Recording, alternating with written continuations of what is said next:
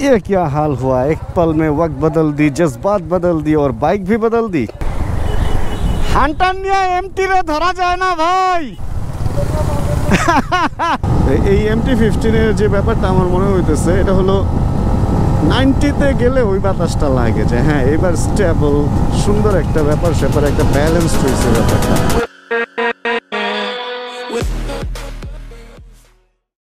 আজকে সকাল থেকে আবহাওয়াটা অনেক বেশি সুন্দর ছিল অ্যান্ড এখন আবহাওয়াটা এখনো সুন্দর কিন্তু একটু হচ্ছে এটা বাইকের জন্য সুন্দর আবহাওয়া না, একটু মেঘলা মেঘলা হয়ে গেছে। 3:23 বাজে দেখেন ফোন চলে আসছে।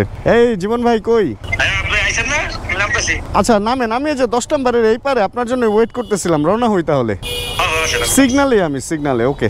আচ্ছা আচ্ছা যে ব্যাপারটা এই ব্যাপারটা জীবন ভাইয়ের ফোনটা সময় মতো আসাতে অনেক সুবিধা হয়েছে। আজকে আমাদের একটা ছোট্ট প্ল্যান ছিল, সেটা হলো পদ্মার পারে যাব। পদ্মা ব্রিজ পার হয়ে ব্রিজের ওই পারে ডান দিকে নাকি সুন্দর একটা জায়গা আছে যেখান থেকে ফুল পদ্মা ব্রিজটা দেখা যায়। জীবন ভাই আমাকে বলতেছিল আর কি, অ্যান্ড ওনার মুখে এটা শোনার পর আমি আমার কল্পনাতে জিনিসটা দেখতেছিলাম যে আসলে কিরকম সুন্দর হইতে পারে। প্ল্যান করলাম যে হ্যাঁ যাবো। নিলয়, শুভ ভাই অ্যান্ড জীবন ভাই 3 জন আর আমি 4 জন মিলে একটা ফেসবুকে মেসেঞ্জার গ্রুপ বানাইলাম। অ্যান্ড গ্রুপ বানায় মেসেজ দেওয়ার পরে দেখি জীবন ভাই তো ঢাকায়, শুভ ভাইও ঢাকায়, কিন্তু নিলয় ভাইয়া যে আমাদের আছে সে কক্সবাজার। এটা আমি জানতাম না, এটা জীবন ভাইও জানতো না। অ্যান্ড শুভ ভাই বললো, অ্যান্ড শুভ ভাইয়ের কাজ আছে হচ্ছে শপে, এই জন্য উনি বের হইতেছে না। পরে জীবন ভাইরে বললাম ভাই তাহলে বাদ দেন, এটা একটা টেস্ট রাইড ক্যাম্পেইন হইতেছে পূর্বাচলের ভেতরে একটা প্রজেক্টে, ওইটা চাইলে টেস্ট রাইড দিতে পারেন।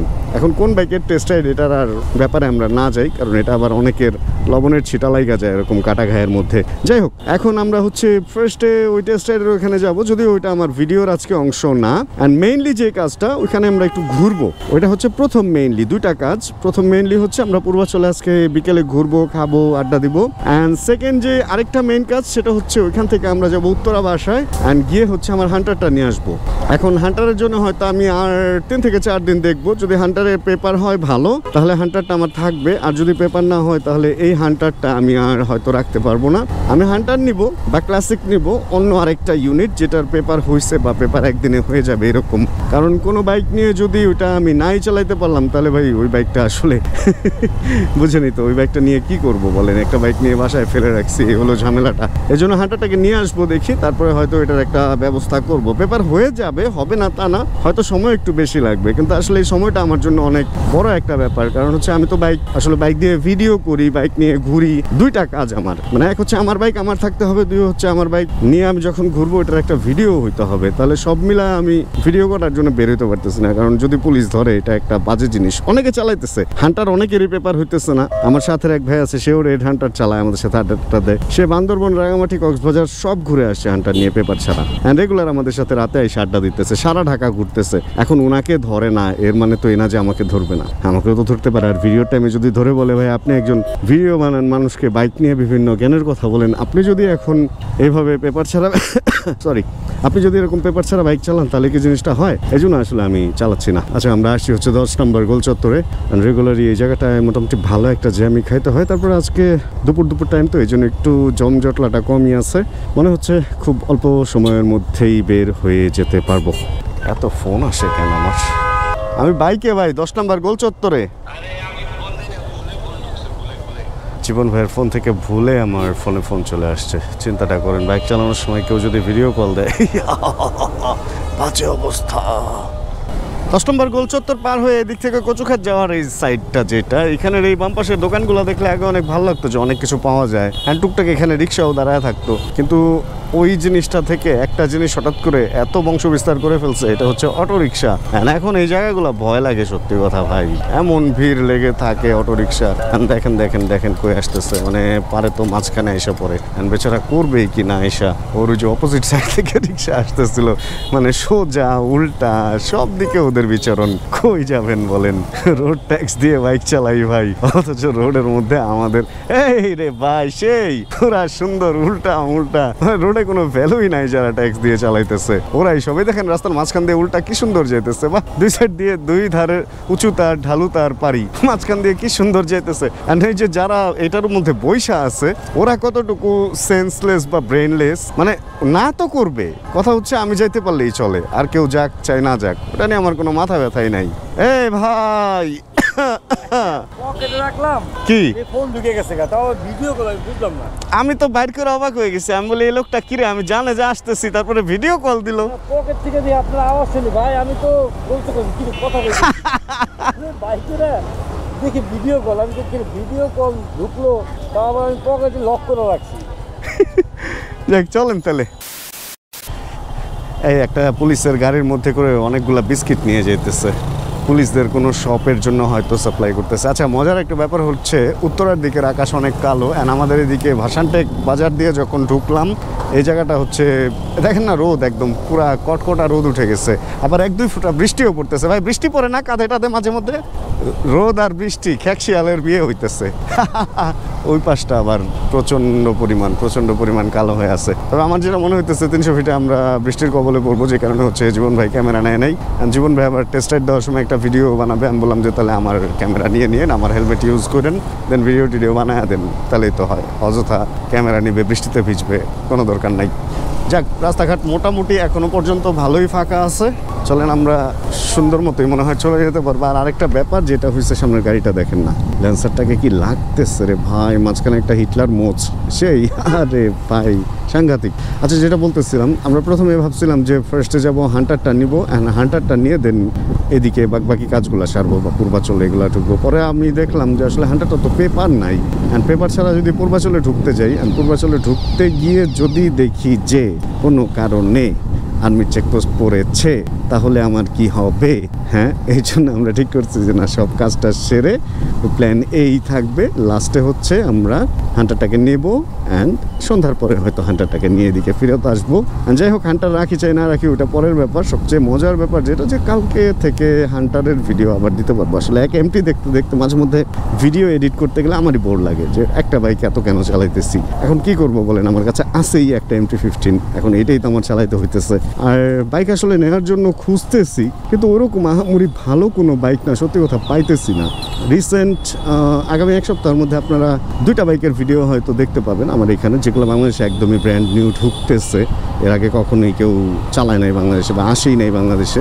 ব্র্যান্ডের নাম আমার ঠিক খেয়াল নাই, নতুন ব্র্যান্ডের বাইক আসতেছে 2টা, অ্যান্ড 2টা বাইক আমি চালানোর সুযোগ পাইছি। ভিডিও আপনাদের সাথে তো অবশ্যই শেয়ার করবো, অ্যান্ড ওইগুলা যদি ভালো হয়, ককপিট ভিউ যদি ভালো হয়, যদি ব্লগে দেখতে ভালো লাগে, তাহলে ওইখান থেকে হয়তো একটা বাইক আমার কেনার ইচ্ছা আছে। আর ক্রুজার বাইকও একটা কেনার ইচ্ছা আছে, কারণ অনেক বাইকে চালাইছি, কিন্তু ক্রুজার বাইক বাংলাদেশে তো আসলে ওইভাবে ক্রুজার বাইকই নাই বলতে গেলে। কারণ এক হচ্ছে অ্যাভেঞ্জার, আর 2 হচ্ছে এন্টিসার যেটা ছিল ইয়ামাহা আর বাজাজ, এই 2টা ছাড়া ওইভাবে তেমন কোনো ক্রুজার বাইকই নেই। আর যদি ক্রুজারে ফিল নিতে চান তাহলে মিটিওর নিতে পারেন হচ্ছে রয়্যাল এনফিল্ডের, ওইটার মধ্যে কিছুটা ক্রুজার ফিল দেয়।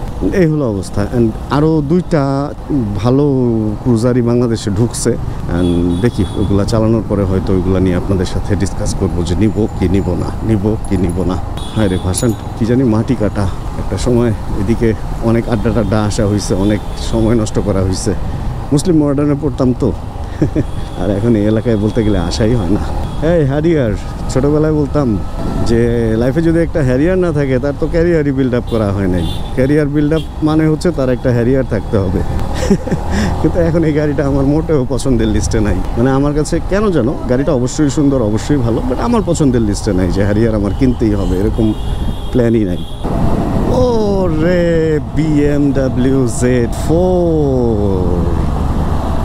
ভাই, চাকার সাইজ দেখছেন কি মোটা, ছোট্ট একটা গাড়ি কিন্তু চাকার সাইজ। ও রে ভাই, হঠাৎ করে দেখে আমি যখন ইউটার্ন নিতেছিলাম তখনই আমি গাড়িটা দেখছি, অ্যান্ড গাড়িটা দেখে আমার মনে হইতেছিল মাজদা রোডস্টার বা MX-5 এইগুলা, কিন্তু পরে দেখি না, Z5 না Z4ই তো দেখলাম, Z4 আর কি।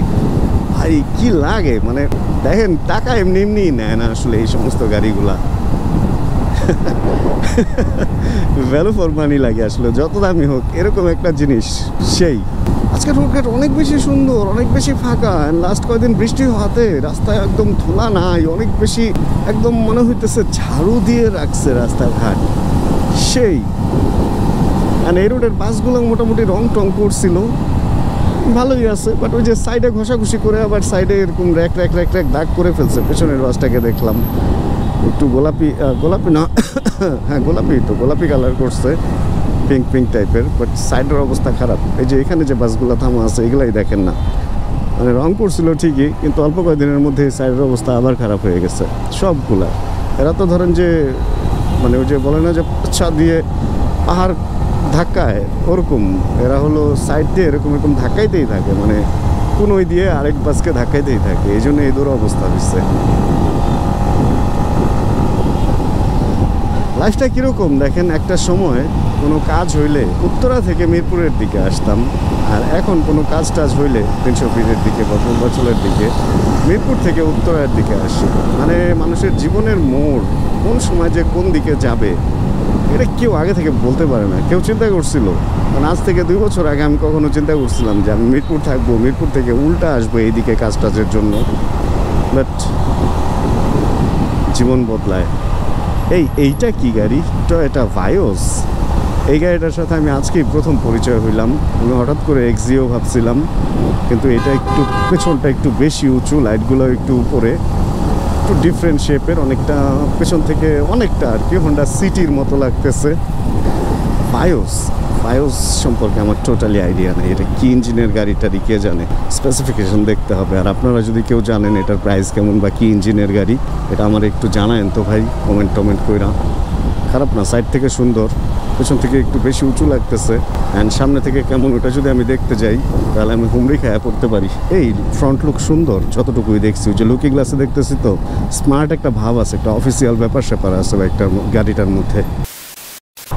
এত চেকপোস্ট, এত স্পিড গান, বাট তারপরেও কিছু মানুষ এই রোডে হেলমেট ছাড়া চলবেই কেন ভাই? নিজের জানের মায়া নাই রে ভাই, মানুষের নিজের জানের মায়া নাই। এই রোডে প্রচণ্ড পরিমাণ ইদানিং চেকপোস্ট বসতেছে, মানে পুলিশের চেকপোস্ট ছাড়াও আর্মির চেকপোস্টও বসতেছে। বাট তারপরেও এদিকে যারা থাকে বা আশপাশে যারা চলাফেরা করে, এই যে ভাইও হেলমেট ছাড়া সুন্দর ঘুরতেছে। মানে যে বাইক চালাবে সে হেলমেট পরলেই তো হবে। হেলমেটের গ্লাস লাগে কারণ সামনে ধুলা টুলা চোখে লাগে, কিন্তু পেছনে বসলে আবার হেলমেট লাগবে কেন? এরকম একটা ব্যাপার। মানে অ্যাক্সিডেন্ট যদি হয়, পেছনে যে বসবে তার মাথা তখন লোহা হয়ে যাবে, লোহার মাথা ভাঙবে না, টেনশন নাই, এরকম ব্যাপারটা মনে হয়। ও সেই ভাই, এই রোডে 90 নিচে আসলে বাইকের ফিলই আসে না। যদিও এই রোডের স্পিড লিমিট 80, এত স্পিডে চালানো ঠিক না, কিন্তু এই ধরনের পাওয়ারফুল বাইকগুলোতে এই 80 আসলে অনেক কম। এত সুন্দর রাস্তায় 80 কীরকম যেন মনে হয় যে আসলে ওই ফিলটা আসে নাই, বাতাসের যে ধাক্কাটা ওটা শরীরে লাগে নাই। বাইকের কিন্তু একটা আইডিয়াল স্পিড আছে, যেই স্পিডটাতে বাইকটা হচ্ছে আপনাকে সামনে থেকে যে বাতাসটা আসবে ওই বাতাসটা যে বডিতে লাগবে একটা স্টেবিলিটি দিবে, যে ওই বাতাসটা আপনার হেলমেটও পেছন দিকে ধাক্কা দিয়ে ধরে রাখবে, এরকম একটা ব্যাপার আছে। এই MT-15-এর যে ব্যাপারটা আমার মনে হইতেছে এটা হলো 90-তে গেলে ওই বাতাসটা লাগে যে হ্যাঁ এবার স্টেবল, সুন্দর একটা ব্যাপার স্যাপার, একটা ব্যালেন্সড হয়েছে ব্যাপারটা। অ্যান্ড যদি স্পোর্টস বাইক বলেন, আমি তো R15 নিয়ে অনেক বড় বড় ট্যুর করছি। R15 মোটামুটি আমি দেখছি যে 100 পার হওয়ার পরে গিয়ে ওই ব্যাপারটা আসে, 120-25-এ গিয়ে। আর এটা মোটামুটি 35 পর্যন্ত থাকে, 135 পর্যন্ত একদম স্টেবল একটা ব্যালেন্স ব্যাপার থাকে, বাতাসটা খুব মজার লাগে। আর CBR নিয়েও আমি এই রোডে প্রচুর চালাইছি। CBR-এর স্পিড, ওরে চেকপোস্ট আছে বাট পুলিশ নাই। আরে এমন জায়গায় করছে যারা ফার্স্ট আসবো একবারে ধরা। ভাই অনেকে ঘুরা চলা যায় চেকপোস্ট দেখলে, এইবার এমন জায়গায় করছে ঘুরা যাওয়ার কোনো রাস্তা নাই, বুদ্ধি করে চেকপোস্ট বানাইছে। আচ্ছা, যেটা বলতেছিলাম, CBR হচ্ছে 115 থেকে 120-25 পর্যন্তই আসলে সুন্দর স্পিড উঠে, মানে স্টেবল একটা ব্যাপার থাকে। আর CBR-টা 135 পর্যন্ত আমি উঠাইছি, 35-37 পর্যন্ত তুলছি, ভালোই থাকে, স্টেবলই থাকে। যাক, ইদানিং আসলে এমন একটা অবস্থা হয়েছে বুঝছেন, কোনো বাইক নিয়ে কথা বলতেই খারাপ লাগে। মানে কোনো একটা বাইকের রিভিউ করলেই মানুষের লেগে যায়। ভাই আমার কাজ বাইকের রিভিউ করা, কোন বাইক কেমন এগুলা মানুষকে জানানো। এখন এটা যদি না করি আমি কি খাবো বলেন? মাসে মাসে এসে টাকা দিয়ে যান ভাই, তাহলে বাইকের রিভিউ আর করবো না। কিছু কিছু সময় রক্ষকই ভক্ষকের কাজ করে। এই যে অশোক লেল্যান্ডের যে বাসগুলো, এগুলো কিন্তু সরকারি বাস। সরকারি বাস এগুলো তো ফিটনেস নর্মালি হয়ে যাবে। অ্যান্ড এই বাস থেকে যখন এরকম কালো ধোঁয়া বের হবে, যেটা এখান থেকে বের হইতেছে, তখন কই যাবেন আপনি? যখন টানটা দেয় একদম ভর ভর করে কালো ধোঁয়া বের হইতে থাকে। আপনারা এই রোডে আসলে আপনারা নিজেরাই দেখেন, ক্যামেরায় তো অত ক্লিয়ার বোঝা যায় না যে বিআরটিসির এই বাসগুলা কি পরিমাণ কালো ধোঁয়া ছড়াইতেছে। রক্ষক ভক্ষক হইলে আসলে কারো কিছু করার থাকে না তখন। ওই যে বলে না কথায়, ক্ষেত বাঁচাইতে বেড়া দিলাম, বেড়াতেই ক্ষেত খেয়ে ফেলছে, ওইরকমই ব্যাপারটা হয়ে গেছে। এইটা আমার পছন্দের লিস্টে 1 নম্বরে এখন যে গাড়িটা আছে ওটা হচ্ছে এইটাই, এই কালার। এটার পালটা একটু হলদেটে হয়ে গেছে, একদম সাদার মধ্যে উপরে কালো, 2 টনের এই গাড়িটা হচ্ছে আমার পছন্দের লিস্টে এখন একদম ফুলফিল নাম্বার 1-এ আছে। আচ্ছা জীবন ভাই, এই উপরে কালো নিচে সাদা ভাল লাগে নাকি পুরা সাদাটাই ভাল লাগে? ডুয়েল টোন ভাল লাগে, হ্যাঁ। সিলভারটাও সুন্দর। আমরা টেস্ট রাইড ক্যাম্পেইনে আসছিলাম, এন্ড ভাই হচ্ছে টেস্ট রাইড দিছে, কারণ আমার অলরেডি টেস্ট রাইড দেয়া না। আমি আর হ্যাঁ সাদাটা দিছে, সাদাটা। এখানে অনেক লোকজনের ভিড়, সবাই টেস্ট রাইড দিতেছে। এন্ড বিকেলবেলা আসলে এই জায়গাটা একটু ভিড় ভাট্টা হয়ে যায়। এই ভাইয়ের বাইকটা তো সুন্দর, সাদা একদম। এটার আমরা সাদা খরগোশ বলতাম, আরিফ ভাই বলতো সাদা কবুতর। ইন্টারেস্টিং একটা জিনিস এখানে দেখলাম, দেখেন এখানে নাম্বার 28-এর পরে 6060, দেখেন এখানে নাম্বার 63-এর পরে 2828, দুইটাই MT-15, দুইটার মধ্যেই নাম্বার একটু স্পেশাল। সেই না ব্যাপারটা। গেলুম বিসমিল্লাহির রহমানির রহিম। টেস্ট রাইড ইভেন্ট মোটামুটি শেষের দিকে, অ্যান্ড জীবন ভাই টেস্ট রাইড দিয়ে ফেলছে, যেহেতু অনেক আড্ডাও দিলাম সবার সাথে আসলে, টেস্ট রাইড না শুধু। অ্যান্ড এবার চলেন তাহলে আমরা এদিক থেকে আস্তে ধীরে বের হয়ে যাই, কারণ মাগরিবের টাইম হয়ে গেছে যেহেতু। এখন বাসায় যাওয়া অ্যান্ড রয়্যাল এনফিল্ড নেওয়া সব কিছু মিলিয়ে অন্ধকার হয়ে যাবে। অ্যান্ড অন্ধকারে চুপি চুপি চুপি চুপি বাইকটা নিয়ে আমরা এদিক থেকে ভেগে যেতে পারবো আশা রাখি। এই 300 ফিটের যে রোডটা, এক্সপ্রেসওয়ে বা যাই বলা হয় না কেন, এটার একটা বড় সমস্যা কি জানেন? এখানে অনেক অন্ধকার হওয়ার পরে হচ্ছে রোড ল্যাম্পগুলো জ্বালানো হয়। মানে অনেক সময় মনে হয় যে আসলে আজকে কি জ্বালাবে না বা এরকম কি না। মোটামুটি মাগরিবের পরের মুহূর্তে এখন ভালোই অন্ধকার হয়েছে, আর আজকে রোদ নাই, আকাশ মেঘলা, একটু গুড়ি গুড়ি বৃষ্টিও টুকটাক পড়ছে, এই জন্য আরও বেশি অন্ধকার। আর লাইটগুলো না জ্বালানোতে এমনি সুন্দর লাগতেছে রাস্তা, অবশ্যই সুন্দর লাগতেছে, বাট আরেকটু পরে যখন আরও অন্ধকার হয়ে যাবে আসলে এটা একটু রিস্ক হয়ে দাঁড়ায়। রোড ল্যাম্পগুলো মনে হয় দেওয়া উচিত। এই কালো রাস্তার মধ্যে বাইক বলেন গাড়ি বলেন, আলো কিন্তু অত ভালো কাজ করে না, এই জন্য রোড ল্যাম্পটা খুবই জরুরি। আর এই রকম কাহিনীর মধ্যে সামনে একটা কাহিনী ঘটতেছে, দেখেন গাড়িটা এখান থেকে এইদিকে উল্টা ঢুকতেছে। এক্সপ্রেসওয়ের মধ্যে নর্মাল রাস্তায় অটোগুলা যেরকম অনিয়ম করে, এক্সপ্রেসওয়ের মধ্যে এই ধরনের গাড়িগুলা এই ধরনের অনিয়ম করে। এগুলার কারণে একটা বড় মাপের অ্যাক্সিডেন্টের ঘটনা আমার জানা আছে। আমাদের একজন রনি ভাই আছে, অ্যান্ড উনি এরকম, ওনারা একটা বাইকের গ্রুপ যাইতেছিল, এরকম একটা গাড়ি উল্টা আসতেছিল, অ্যান্ড রনি ভাইয়ের সাথে লেগে উনি ছাদের উপরে দিয়ে গিয়ে পড়ছে।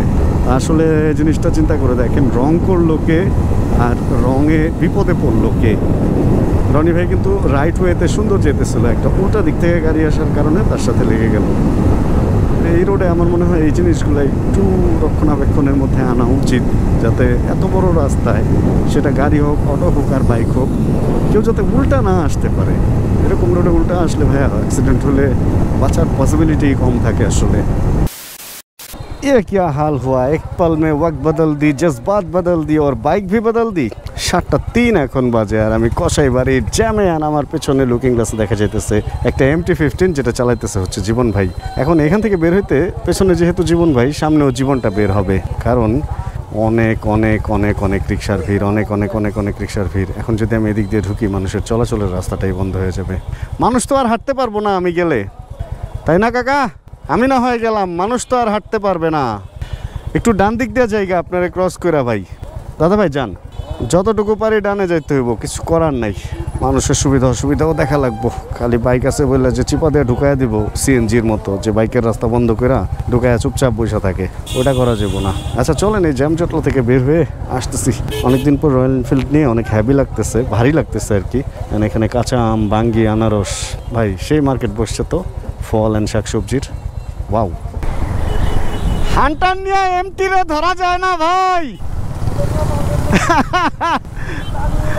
আমি জীবন যৌবন দিয়ে টানতেছি, আপনি নর্মালি আমারে পাস করে চলে যান। জীবন ভাই একদম নর্মালি চালাইতেছে, কিন্তু আমি 3 নাম্বার 4 নাম্বার গিয়ারে ফুল, মানে ওনাকে ভাই এই বাইক আসলে টানাটানির বাইক কিনা। ওই দেখেন ওনার টান দেখেন আর আমার অবস্থা দেখেন, মানে উনি টান যখন দেয় মনে হয় যে স্পিড বোটের মতো পানি টানি ছিটায় টান দিতেছে ভাই। আসলে এক এক বাইকের কাজ এক এক রকম রে ভাই, এটা একটার সাথে আরেকটা তুলনা দিলেই সমস্যা। মোটামুটি বলতে গেলে এয়ারপোর্ট থেকে শুরু করে এই খিলক্ষেত প্রায় চলে আসছে ওভারব্রিজ এই ঢাকা রিজেন্সির সামনে। এই পর্যন্ত ফার্স্ট গিয়ারেই চালায় আসতে হলো। অ্যান্ড অনেকে যারা বলেন যে হিটিং ইস্যু, চালাইতেছি হিট তো একটু পায়ে লাগতেছে, কিন্তু অসহ্য হিট না যে এটার জন্য একদম বসা যাইতেছে না বা এরকম কিছু না। ফার্স্ট গিয়ারে যদি এতখানি এসে আমার এতটুকু হিট লাগে, তার মানে যদি জ্যাম জটলা না থাকে ভাই, এটা নিয়ে চলাফেরা করাটা কোনো কঠিন ইস্যু না। বাইকটা একটু ভারী, এটা একটু সমস্যা, বাট ওরকম হিটের জন্য প্রবলেমে পড়বেন এমনটা আমার মনে হইতেছে না। একটু গরম বেশি, হ্যাঁ অন্যান্য বাইকের চেয়ে একটু গরম বেশি, বাট একদম যে চালানোই যাবে না ব্যাপারটা তা না। যাক, অল্প কিছুক্ষণের মধ্যে হয়তো আমরা এদিক থেকে বেরিয়ে যেতে পারবো, আর এরপরে সম্ভবত আর জ্যাম থাকবে না। ভাই এর মধ্যে আবার যে মাইক লাগাইছে, সেনাবাহিনীর মাইক, যাক ভালোর জন্যই লাগাইছে। নিজের কথা নিজে শুনতেছি না মাইকের কারণে। আন্তরিকভাবে দুঃখিত। কুড়িল বাসগুলো বাম দিকের লেন সারিবদ্ধভাবে ব্যবহার করুন, ডান দিকের বাসগুলো সারিবদ্ধভাবে ডান দিকের লেন ব্যবহার করুন। প্রচারে বাংলাদেশ সেনাবাহিনী। যাক, এই জায়গাটা পার হয়েছি। অ্যান্ড গরম নিয়ে যে কথাটা বলতেছিলাম, গরমের ব্যাপারে আরেকটু কথা বাকি আছে। কারণ হচ্ছে আমরা যখন চালায় আসলাম, আজকে কিন্তু বেশ ঠান্ডা ঠান্ডা, একটু আগে গুড়ি গুড়ি বৃষ্টিও পড়ছে, ওয়েদার ঠান্ডা অ্যান্ড ঠান্ডা ঠান্ডা লাগতেছে। বাইক যখন চলে তখন শরীরেও ঠান্ডা লাগতেছে, এই জন্য হয়তো হিটটা একটু কম লাগতেছে। যেদিন ঠান্ডা পড়া রোদে বেরোবো, ওই দিন গরমের আপনাদের আসলে রিয়েল এক্সপিরিয়েন্সটা বলতে পারবো। আজকের কথা এটা পুরোটা বিশ্বাস করেন না। আজকে বলছিলাম যে অতটা গরম হইতেছে না, সহ্য করা যায়। সহ্য তো অবশ্যই করা যায়, তা নাহলে মানুষ কিভাবে চালায়, সহ্য করা যায়, কিন্তু কতটুকু সহ্য করা যায় এটা নিয়ে সামনে কোনো দিন ফ্রিভাবে কথা হবে। আর আমি ফাঁক ফোকর দিয়ে জীবন ভাইয়ের আগে চলে আসছি। এমটির চেয়ে আগে রয়্যাল এনফিল্ড নিয়ে জ্যামে বের হয়ে গেছি, চিন্তা করেন। এখন একটু স্লো যাই, জীবন ভাই আসুক, তারপরে একসাথে হই। আপনি এখন কই? আমি ফ্লাইওভারে উঠলাম। Staff road? হ্যাঁ হ্যাঁ, এই ফ্লাইওভারে উঠলাম। নাইমা বামে তাকাইলে আমার দেখবেন আর্মি স্টেডিয়ামের সামনে। ও স্টেডিয়ামে গেলেন, কিন্তু আমি দেখলাম একটা গাড়ি দেখলাম, আপনার পাশে টাইম পেতেছিলেন, আসলে টাইম পাইনি। আসেন, আমি গেটেই আছি। লোকটা ভাবছিল যে আমাকে আগে মানে পেছনে ফেলে উনি অনেক আগে চলে গেছে, কিন্তু ওনার ধারণা ভুল। আমি এতক্ষণ ইমার্জেন্সিতে চালায় চালায় আসতেছিলাম, অ্যান্ড উনি নাকি আমার জন্য আবার দাঁড়াইছিল। যাই হোক, পরে হচ্ছে এখন আবার পাওয়া গেছে ওনাকে। এমটি নিয়ে উনি ভাবছিল যে উনি খুব আগে চলে যাবে, বাট আমি একটা গ্যাপ পাইছিলাম যেটাতে আমি ওনাকে ওভারটেক করে ফেলছি, যেটা উনি আর দেখতে পারে নাই। আর ওই ওভারটেক করে আমি অনেক সামনে চলে আসছিলাম। যাক, রাস্তাঘাট তো মোটামুটি ভালোই আলো, অ্যান্ড ধীরে ধীরে রয়্যাল এনফিল্ড নিয়ে চালায় আসতে আমার ভালোই লাগলো। মানে উনি পেছনে ছিল তো আস্তে আস্তে আসছি, কিন্তু উনি আবার টান দিলে ওনারে ধরতে পারি না, এই হলো সমস্যা। এটা আসলে যখন রয়্যাল এনফিল্ড চলবে, সবগুলা রয়্যাল এনফিল্ড একসাথে চলাই ভালো। দেখবেন হার্লি ডেভিডসন, রয়্যাল এনফিল্ড বা অন্যান্য যেগুলো আছে, কাওয়াসাকি, নিনজা, এদের গ্রুপ থাকে। কারণ একই ধরনের বাইক একসাথে চললে সবার স্পিডের লিমিটটা এক ধরনের থাকে, ওটা মজার হয়। আর যখনই আলাদা আলাদা বিভিন্ন বাইক বিভিন্ন কোম্পানির থাকে ভাই, আগে পিছে বিভিন্ন রকমের ঝামেলা হয় তখন। হ্যাঁ ভাই, সামনে আছে না, ওইখানে দাঁড়াইছিলাম। ও, আমিও যে একটা গ্যাপ পাইছিলাম ডান দিকে, ওটা দিয়ে আগে চলে আসছি। কালোটা এবং লালটা চলে আসছি টুপি চত্বর। জীবন ভাই অলরেডি চা অর্ডার করতে চলে গেছে, আর ভাই ব্রাদার কেউ এখন আড্ডা দিতে আসে নাই, কারণ 8টাই এখনো পর্যন্ত বাজে নাই। দুইটা বাইক আমার এখন আছেই, দুইটা বাইক, অ্যান্ড দুইটাই টুপি চত্বর দেখে গেল একসাথে। টুপি চত্বরে দাঁড়াইছিলাম, ছোট্ট করে একটু চা খাইছি, অ্যান্ড চাটা খেয়ে এবার চলে যেতেছি। কারণ হচ্ছে দুই বাইক তো একসাথে, ওই যে পেছনে জীবন ভাই আছে এমটি সহ। যেটা করবো এখন, এই হান্টারটাকে রেখে দিব, যেহেতু এটার পেপার নাই। রাতে আবার আর্মির চেকপোস্ট বসে, আর্মি তারপরে যে কোস্টগার্ড, এই জন্য এটা রেখে দেন এদিকে আবার আড্ডাটা দিয়ে রাতে আবার জীবন ভাইকে নামায় দিতে যাব।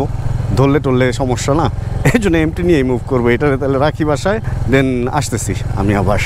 বাসায় এসে হান্টারটা রাখছি, দেন এমটি নিয়ে বেরোইছি। এরপর এমন ক্ষুধা লাগছে ভাই, ভাত খাইছি মুরগি টুরগি দিয়ে, অনেক কিছু মিক্স টিক্স করে 3টা আইটেম কি যেন মিক্স করে ভাত খাইয়ে ফেলছি, ভিডিও করে রাখছিলাম। তারপরে হচ্ছে জীবন ভাইকে নামাইছি 10 নম্বরে, অ্যান্ড দেন ওইখান থেকে 14 নম্বর একটা পাম্প আছে, ওইখানে গেছি, বাইকে তেল ছিল না, 500 টাকার তেল নিলাম।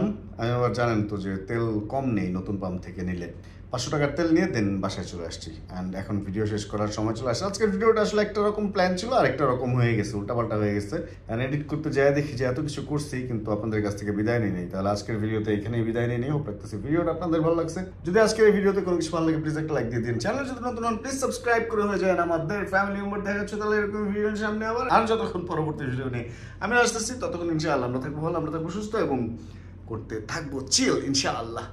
এই রুমের আলো একটু বাড়াইতে হবে, আলো একটু কম আছে। Bro, check the mic and make sure it sound right, boys.